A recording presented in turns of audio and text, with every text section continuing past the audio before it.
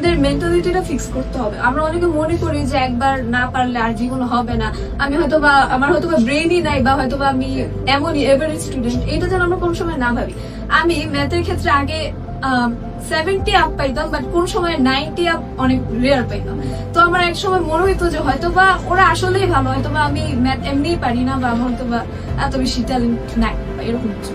তারপরে আমি একটা জিনিস রিয়েলাইজ করলাম যে যদি আমি চেষ্টা করতে থাকি, তারপর আমি দেখলাম আস্তে আস্তে 80 হলো, এবং এই বার্ষিকে আমার 95 আপ মার্ক ছিল ম্যাথে। তো এটাই আমি বলতে চাই যে যদি তোমরা চেষ্টা করো বা একটা জিনিস করতে লেগে থাকো, তাহলে অবশ্যই তোমরা সেই জিনিসটা অ্যাচিভ করতে পারবে। এবং একবার না পারলে আমরা যেন হাল ছেড়ে না দিই, আমরা বারবার যেন আমরা যেন বোর্ড না হয়ে যাই, বা আমরা যাতে না ভাবি যে এটা আমার দ্বারা হবে না। আমাদেরকে বারবার চেষ্টা করতে হবে, তাহলেই একমাত্র আমরা ভালো করতে পারবো।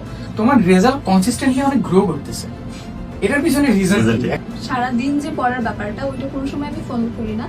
আমরা যাতে ক্লাসে অ্যাটেন্টিভ থাকি, সেটা 10 MS এর ক্লাস হতে পারে, সেটা স্কুলের ক্লাস হতে পারে।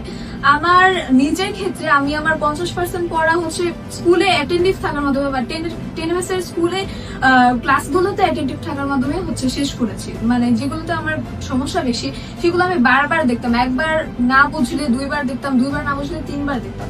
এভাবে হচ্ছে আমি আমার বিশেষ করে আমার ম্যাথে অনেক সমস্যা ছিল। তো ফয়সাল ভাইয়ের ক্লাসগুলো, বিশেষ করে বৃত্তিতে ফয়সাল ভাইয়ের যে ক্লাসগুলো ছিল, সেগুলো দেখে আমি অনেকটা উপকৃত হয়েছি। দিন সবার জন্য 24 ঘন্টায়, সবাইকে আল্লাহ সৃষ্টি করছে, সবার ব্রেইন কিন্তু একই, কিন্তু এটা তোমার নির্ভর করে যে তুমি কিভাবে তোমাদের টাইমটাকে স্পেন্ড করতেছো।